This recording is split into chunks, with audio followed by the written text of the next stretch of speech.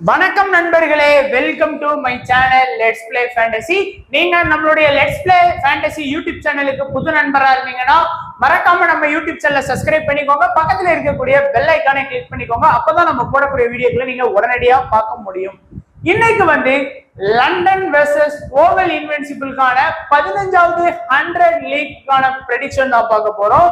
So அதுக்கு முன்னாடி நீங்க இன்னமும் நம்மளுடைய டெலிகிராம் சேனல்ல ஜாயின் பண்ணாத நண்பரா இருந்தீங்கன்னா மறக்காம ஜாயின் பண்ணிக்கோங்க. உங்களுக்கு தேவையான எல்லா update plus one player fantasy small league team சொல்லி எல்லாமே நம்ம சேனல்ல கொடுத்துட்டு இருக்கோம். சோ மறக்காம ஜாயின் பண்ணி சப்போர்ட் பண்ணுங்க நண்பா. லிங்க் டிஸ்கிரிப்ஷன் பாக்ஸ்ல இருக்குது. அதே போல நீங்க இன்னமும் ஸ்போர்டசி ஆப்ல ஜாயின் பண்ணலாம், ஜாயின் பண்ணிக்கோங்க. உங்களுக்கு பாத்தீங்கன்னா ஜிஎஸ்டி கிடையாது, டிடிஎஸ் கிடையாது. குறிப்பா நம்ம தமிழ்நாடு நண்பர்களுக்காகவே ஸ்பெஷலா உருவாக்குன ஒரு ஆப் தான். ஸோ அதுல ஜிஎஸ்டியும் கிடையாது, டிடிஎஸும் கிடையாது. எல்லா ஆப்ஷனுமே உங்களுக்கு அவைலபிளா இருக்கு. அதாவது நீங்க ட்ரேட் பண்ணிக்கலாம். அதுக்கப்புறம் பாத்தீங்கன்னா one player fantasy 1 vs 1 play பண்ணிக்கலாம். நம்மளுடைய ரெகுலரா விளையாடக்கூடிய ஃபேண்டசி கேமும் அவைலபிளா இருக்கு. அது போக எக்ஸ்ட்ரா கேம்ஸ்லாம் அவைலபிளா இருக்கு. சோ எல்லா ஆப்ஷனுமே இருக்கக்கூடிய ஒரு ஆப் தான் நம்ம ஸ்போர்டசி ஆப். இது வரைக்கும் நீங்க ஜாயின் பண்ணலாம், ஒரு டைம் ஜாயின் பண்ணி பாருங்க. லிங்க் டிஸ்கிரிப்ஷன் பாக்ஸ்ல கொடுத்துருக்கோம், கிளிக் பண்ணி ஜாயின் பண்ணுங்க. பிடிச்சிருந்தா நீங்க தாராளமா கண்டினியூ பண்ணிக்கலாம். இன்னைக்கு மேட்ச் லண்டன்ல நடக்கக்கூடிய லார்ட்ஸ் அப்படிங்கிற கிரவுண்ட்ல தான் நடக்கு. இந்த பிச்சை பொறுத்த வரைக்கும் பொதுவான ரிப்போர்ட் பாத்தீங்க அப்படின்னா பவுண்டரி லைன் கொஞ்சம் ஈஸியா தான் இருக்கும். அதே மாதிரி பேட்ஸ்மேன் அண்ட் பவுலர் போத் ரெண்டு பேருமே பாத்தீங்க அப்படின்னா இந்த கிரவுண்ட்ல கொஞ்சம் ஒர்க் பண்ணா மட்டும்தான் அவங்களால நல்லா ஸ்கோர் பண்றதுக்கான வாய்ப்பு இருக்கும் அப்படின்னு சொல்லியிருக்காங்க. ஏன்னா நீங்க ரீசெண்டா நடந்த மேட்சோட ரிசல்ட்டை பாத்தீங்கன்னா உங்களுக்கே புரியும். அதாவது ரெண்டு மேட்ச் நடந்திருக்கு. ஒண்ணு பாத்தீங்கன்னா லண்டன் வெர்சஸ் பர்மிங்ஹாம் இந்த மேட்சும், இன்னொன்னு பாத்தீங்கன்னா வேல்ஸ்பயர் வெர்சஸ் லண்டன் மேட்ச் நடந்தது. ரெண்டுமே ஒரு 4 நாள் டிஃபரன்ஸ்ல இந்த மேட்ச் நடத்தி இருக்கிறாங்க. ஸ்கோர் பாத்தீங்க அப்படின்னா 131 நண்பா இது. சோ இந்த மேட்ச் பாத்தீங்கன்னா செகண்ட் பேட்டிங் பண்ண டீம் 3 விக்கெட் வித்தியாசத்துல மோயின் அலி டீம் பர்மிங்ஹாம் வின் பண்ணும். அதே மாதிரி லண்டனும் பாத்தீங்கன்னா 3 விக்கெட் வித்தியாசத்துல இந்த மேட்ச், அதாவது ஒரு 99 ரன்ங்கிற ஸ்கோரையே அவங்க கஷ்டப்பட்டு வின் பண்ணிருக்காங்க லண்டன்ங்கிற டீம். அதே மாதிரி ஒரு 127 100 பால்ல 127ங்கிறதுலாம் ரொம்ப ஈஸி தான். அதே பாத்தீங்கன்னா 3 விக்கெட் வித்தியாசத்துல வின் பண்ணிருக்காங்க. ஏன்னா அந்த லெவலுக்கு இந்த பிட்ச்ல பவுலிங்க்கு சாதகமா இருக்கும். பவுலிங்லயுமே பாத்தீங்கன்னா ஃபாஸ்ட் பவுலர்ஸ், குறிப்பா 2 மேட்ச்லயே பாத்தீங்க அப்படின்னா 23 விக்கெட் ஸ்கோர் பண்ணிட்டாங்க. ஸ்பின்னரை பொறுத்த வரைக்கும் 6 விக்கெட் தான் ஸ்கோர் பண்ணிருக்காங்க. சோ ஏணி வச்சா கூட எட்டல ஸ்பின்னருக்கும் ஃபாஸ்ட்டுக்கும். அந்த லெவலுக்கு இந்த பிட்ச்ல ஃபாஸ்ட் பவுலர்ஸ் நல்ல விக்கெட் ஸ்கோர் பண்ணிட்டு இருக்காங்க. சோ அதையும் கொஞ்சம் நீங்க தாராளமா நோட் பண்ணிக்க. எல்லாமே சும்மா அதுக்குன்னு இந்த மேட்ச்ல ஃபுல்லா ஃபாஸ்ட் தான் விக்கெட் எடுப்பாங்கன்னு கிடையாது, ஸ்பின்னர் விக்கெட்டே எடுக்க மாட்டாங்கன்னு கிடையாது. மேட்ச் எப்படி வேணாலும் டேர்ன் ஆகலாம். பட் ரிசல்ட் இதை கொஞ்சம் தெரிஞ்சுக்கோங்க. இந்த இன்னைக்கு நடக்கக்கூடிய மேட்ச்ல ஃபாஸ்ட் பவுலர்ஸ்க்கு இம்பார்ட்டன்ஸ் கொடுக்கணும் கொஞ்சம் அப்படின்னு நினைச்சுக்கோங்க, அவ்வளவுதான். அதே போல ஓவராலா பாத்தீங்கன்னா நமக்கு டோட்டலா 2 மேட்ச் நடந்திருக்கு. 2 மேட்ச் அதே மாதிரி ரெண்டுமே பாத்தீங்க அப்படின்னா பேட்டிங் செகண்ட் பண்ண டீம் தான் வின் பண்ணாங்க. நீங்க பாத்திருப்பீங்க. ஸ்கோர் வைஸா பார்க்கும்போது 0ல இருந்து 150 தான் 4 இன்னிங்ஸுமே வந்தது. பெருசா எந்த ஒரு ஹை ஸ்கோருமே போகல. ஹை ஸ்கோரே பாத்தீங்கன்னா 131 தான் பர்மிங்ஹாம் ஸ்கோர் பண்ணிருக்காங்க. லோ ஸ்கோர் வேல்ஸ்பயர் 94க்கு 9 விக்கெட் விட்டுருக்காங்க. நீங்க ஒரு 140 to 150 ரன் தான் இந்த பிட்ச்ல எதிர்பார்க்க முடியும் ஒரு ஆவரேஜ் ஸ்கோரா. அண்ட் இப்போ ப்ரெடிக்ஷன் ஸ்டார்ட் பண்ணிடலாம். ஃபர்ஸ்ட் லண்டன் டீமை பொறுத்த வரைக்கும் முதல் 2 மேட்ச் தோத்தாங்க. சவுத்தர்ன் பிரேவ் கிட்டே தோத்தாங்க, நம்ம பர்மிங்ஹாம் தோத்தாங்க. அப்பவே சொன்னேன் 3வது மேட்ச் வேல்ஸ்பயர் கிட்ட அவங்க வின் பண்றதுக்கு நிறைய வாய்ப்பு இருக்குன்னு சொன்னோம். அதே மாதிரி அவங்க வின் பண்ணிட்டாங்க. இன்னைக்கு ஓவல் இன்வென்சிபிளா எதிர்த்து ஆடுறாங்க. அவங்களை எதிர்த்து ஆடும்போது கண்டிப்பா தோக்குறதுக்கு தான் நிறைய வாய்ப்பு இருக்கு. ஏன்னா அது ஒரு நல்ல ஸ்ட்ராங்கான டீம், நிறைய ஆல்ரவுண்டர்ஸ் இருக்காங்க. இந்த டீமை பொறுத்த வரைக்கும் ஆல்ரவுண்டர்ஸ் இருந்தாலும் எக்ஸ்பீரியன்ஸ் பேட்டர்ஸ் அப்படின்னு கிடையாது. டாப்ல அங்க இருக்காங்க. அதனால இந்த மேட்சை இவங்க வின் பண்றதுக்கு அதிகபட்சம் ஒரு 30% தான் வாய்ப்பு இருக்கு, தவிர வாய்ப்புகள் கம்மி தான் இந்த மேட்சை வின் பண்றதுக்கு. அப்போ இந்த டீமோட ஸ்ட்ரென்த் பார்த்தாச்சு. இப்போ பிளேயர்ஸ் பார்த்தோம் அப்படின்னா டாப் ஆர்டர்ஸ் பாத்தீங்கன்னா ரோசிங்டன், பெப்பர், ஒல்லிபப், அடுத்து லாரன்ஸ், ரவி போபரா, சிவம் விட்மேயர், அதுக்கடுத்து ரசல். ஒரு 7 பேட்டிங் லைனப் வச்சிருக்காங்க. இதுல டவுசனும் பேட்டிங் ஆடுவாரு, பட் அவர் வந்து நம்ம பவுலிங் ஆப்ஷன்ல வச்சுக்கலாம். ஏன்னா ரொம்ப லேட் ஆடுறதுனால அவர் வந்து பேட்ஸ்மேனா கன்சிடர் பண்ணாம பவுலரா வச்சுக்கலாம்.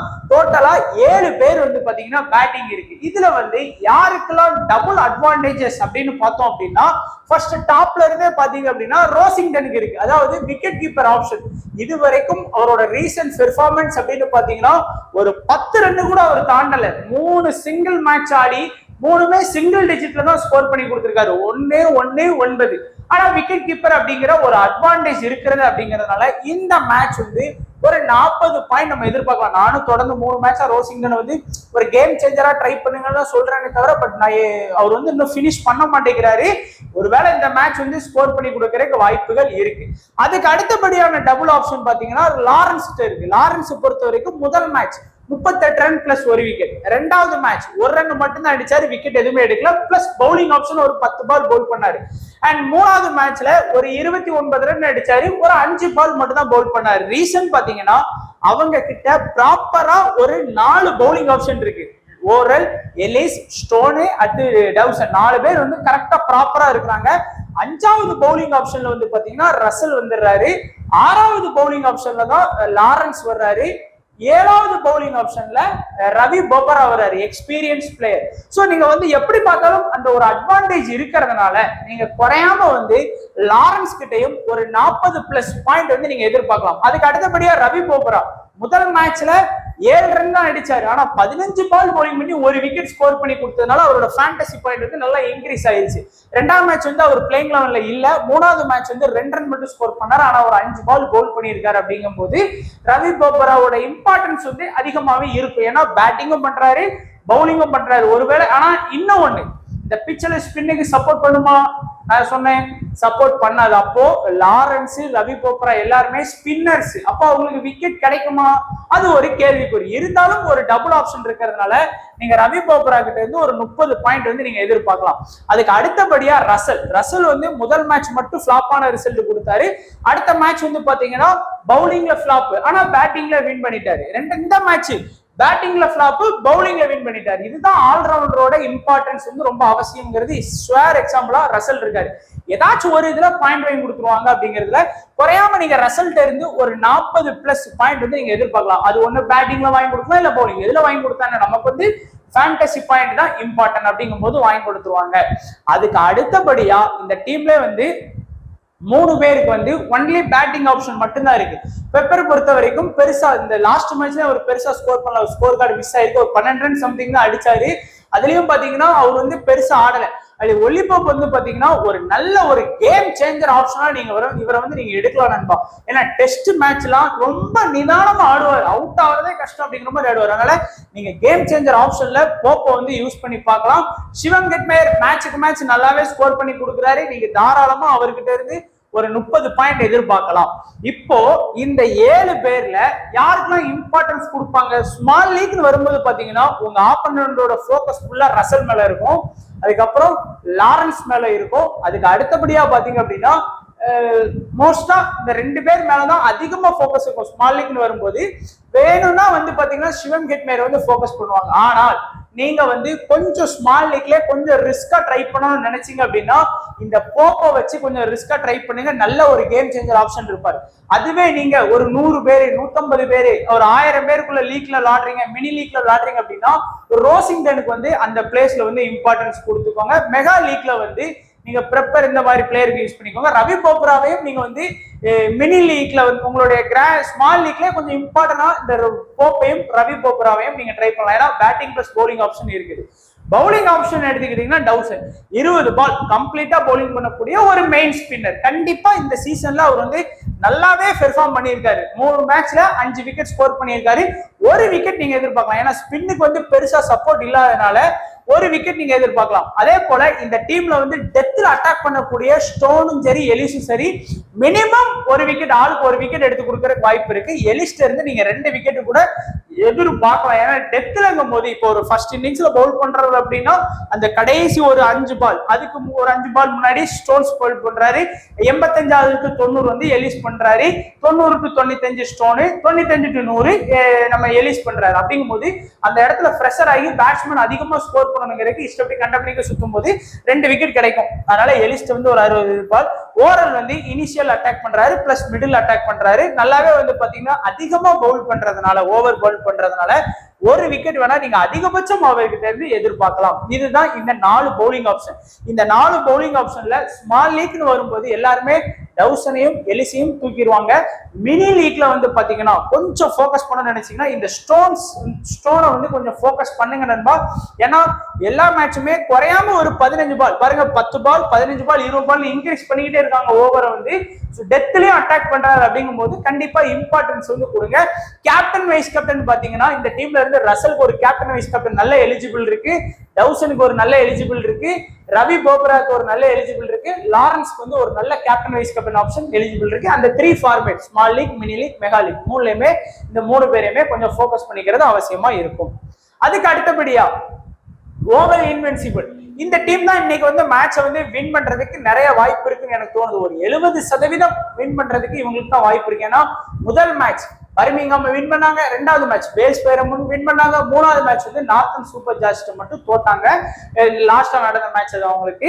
இந்த மேட்ச் வந்து வின் பண்றதுக்கு வாய்ப்புகள் பிரகாசமாவே இருக்கு. ஓப்பனிங் ஆடக்கூடியது வந்து பாத்தீங்கன்னா வில் ஜாக், மேலனே, Jordan Cox, Sam Billings, Sam Curran, Ferreira, Tom Curran. So இங்க வந்து 6 பேட்டிங் லைனப் தான் வச்சிருக்காங்க. நீங்க பார்த்த உடனே தெரியும் 6 ப்ராப்பரான பேட்டிங் லைனப்.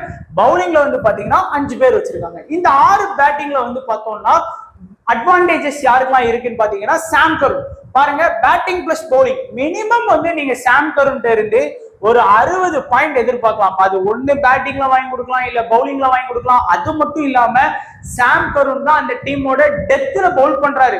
10 பால் வந்து பாத்தீங்கன்னா டெத்ல எடுக்கிறாரு. அதனால நீங்க கண்டிப்பா சாம் கருணுக்கு வந்து இம்பார்ட்டன்ஸ் கொடுத்துதாகணும். அது போக பேட்டிங்ல வர்ற ரன் எல்லாம் எக்ஸ்ட்ரா ரன் சும்மா வந்த மாதிரி. நமக்கு ஃபர்ஸ்ட் ப்ரிஃபரன்ஸ்ங்கிறது பவுலிங்ல தான். 20 பால் பவுலிங் பண்ணி 2 விக்கெட், 15 பால் பவுலிங் பண்ணி 2 விக்கெட் சொல்லி விக்கெட் டேக்கிங் பவுலரா தான் இருக்கிறாரு. ஏன்னா டெத்ல பவுல் பண்றாரு. சோ சாம் கருண்ல இருந்து நீங்க சாலிடா ஒரு 60 பாயிண்ட் எதிர்பார்க்கலாம். அதுக்கு அடுத்தபடியா பாத்தீங்க அப்படின்னா வில் ஜாக் வந்து இன்னிங்ஸ் ஓபன் பண்றாரு.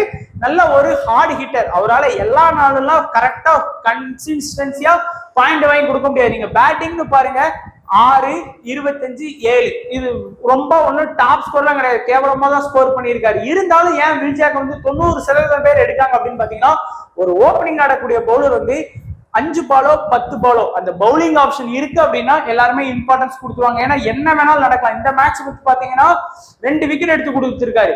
அதனால எப்படி வேணாலும் இம்பார்ட்டன்ஸ் அவருக்கு கிடைக்குங்கிறதுனால கொடுப்பாங்க. ஒரு 40 பாயிண்ட் நீங்க வந்து தாராளமா எதிர்பார்க்கலாம். அதுக்கு அடுத்தபடியா Sam Billings wicket keeping option இருக்கு அவர்கிட்டையும். குறையாம விக்கெட் கீப்பர் ஆப்ஷன்னாலே ஒரு 40 பாயிண்ட் கிட்ட நீங்க எதிர்பார்க்கலாம். பட் லாஸ்ட் 2 மேட்சாவே ஒரு ஃபிளாப்பான ரிசல்ட் கொடுத்தாலுமே இந்த விக்கெட் கீப்பர் ஆப்ஷனை வச்சு ஒரு கணிசமான பாயிண்ட் வாங்கி கொடுத்துட்டு தான் இருக்கிறாரு.